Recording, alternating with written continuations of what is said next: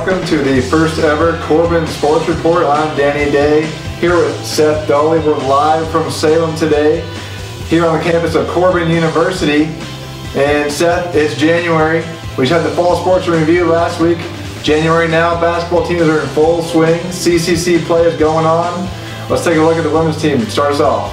Well, the Corban University women's basketball team is off to a great start in the Cascade Collegiate Conference with a 5-2 record. They're 11-8 overall at the moment. As we take a look at the CCC standings, the Warriors are currently sitting at third in the conference behind first place Eastern Oregon and number 14 Southern Oregon.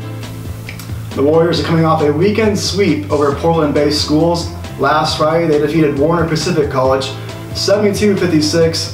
4 players scored in double figures for Corban, and the Warriors shot 50% from the field in the second half. And then that next day, the Warriors defeated Concordia University 66-55 in Portland. It was Corban's first win at Concordia since 2011-2012 campaign. They had a huge first half as they outscored the Cavaliers 37-16 going into the locker room. And Seth, there was a huge start to that game, 14-0 run, capped by a three-pointer by Lowry and then by Pilgrim the next possession down the floor. So that huge run got them started, and they never looked back from there. Following those two great performances, it was announced that the Warriors were the CCC Adidas Team of the Week. And then on Monday, Tara Van Weerhuizen found out she earned her 3rd career Player of the Week honor for the Cascade Collegiate Conference. What a great weekend she had. She averaged 18.5 points per game, 11.5 rebounds per game, and 4 blocks per game. Really a dominant inside player. If she gets going, Corban seems to be unstoppable. Looking ahead to this weekend, the Warriors will take on the College of Idaho on Friday night at the C.E. Jeffers Sports Center. College of Idaho comes in with a 5-11 record. 4 of those 5 wins came in CCC play. And then on Saturday, Corban will take on first place Eastern Oregon. They're receiving votes in the coaches poll right now. They come in with a 14-4 record and a 6-1 record in Cascade Collegiate Conference play. So Seth, there's been a good season thus far for the women. What would you say are their keys to success? Well, for Corban to have success this weekend, they need to start from the inside out with Tara Van Weerhuizen. When Corban gets into trouble, it's when she starts getting double teamed and triple teamed. And the magic number for the Corban women's basketball team is 9. The Warriors are 9-0 when 4 players score 9 points or more. What does Corban also need to do? They need to rebound. In each of their 8 losses this season, the Warriors are out-rebounded by a pretty good margin. So in order to have success this weekend, they need to hit the boards. Agreed. Well, let's look at the Corban men's basketball team. Overall on the year, 9-7, 2-5 in CCC play. You look at the CCC though, 4 teams in the top 25 of the NAIA Division II top 25 rankings. So a very competitive conference. There's not an easy game in the conference, and this weekend it's not going to get any easier. But first, we'll take a look at last weekend. It was a tough weekend for the Warriors in Portland. They went up, lost a tough one to Warner Pacific. It kept it close in the first half, ended up falling to the Knights 69-51. The Knights are now ranked 21st overall in the NAIA Division II top 25 rankings.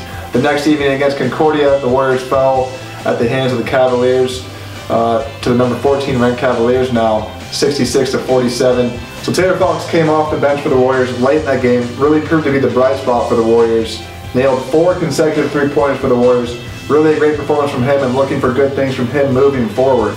So then taking a look at the CCC standings, the Warriors are currently tied for 7th overall in the CCC with Eastern Oregon, a team that they'll face on Saturday.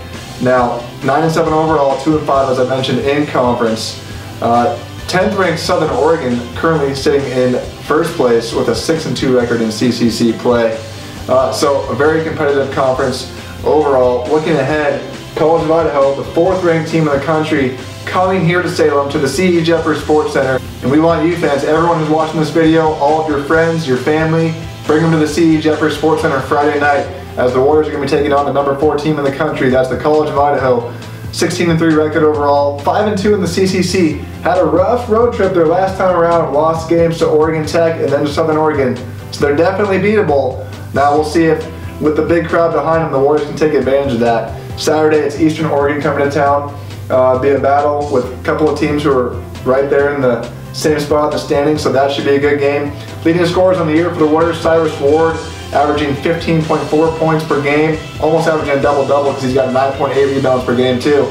Jordan Carter, 14.6 points per game, and then AJ Monterossi, 11.9 points per game for the Warriors. And Danny, what will be the keys to success for Corban this weekend? Well, Seth, they've got a great opportunity. A top 10 team coming to town in College of Idaho.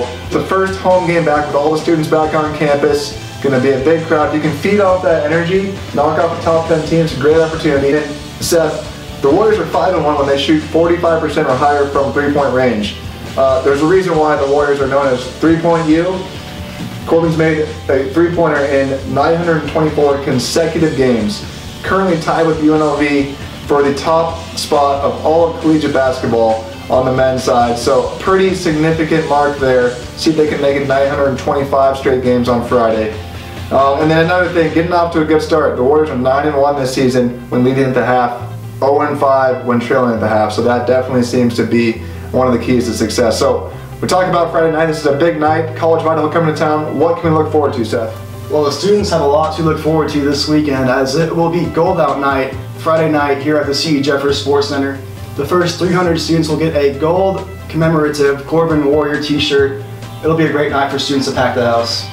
Absolutely, and not only is it going to be a great night for students, but everyone in attendance, alumni, family, friends, anyone who's at the game will be able to witness the unveiling of the first ever Corban Warrior mascot.